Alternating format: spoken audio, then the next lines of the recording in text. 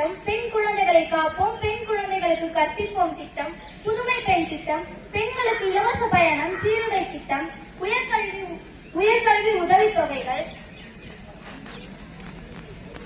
வளரிளம் பெண்களுக்கான திட்டம், கலைஞர் மகளிர் உரிமை தொகை, சிவகாமி அம்மையார் பெண் குழந்தைகள் பாதுகாப்பு திட்டம், டாக்டர் முத்துலட்சுமி மகப்பேறு நிதியுதவி திட்டம், பெண்களுக்கு 24 மணி நேர அவசர மற்றும் அவசரமற்ற பதிலை வழங்குதல், பெண்களுக்கு மீட்பு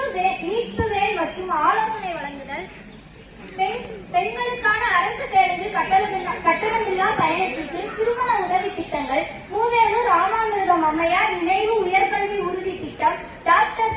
தர்மாம்பாள் அம்மையார் நினைவு விதவை மறுமண உதவி திட்டம், ஏழை விதவைகளின் மகளுக்கான திருமண உதவி திட்டம்,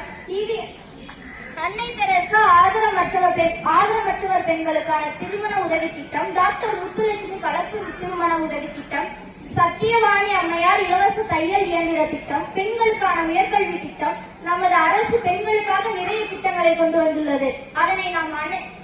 அனைவரும் நல்வழியில் பயன்படுத்திக் கொள்வோம் என்று கூறி விடைபெறுகிறேன்.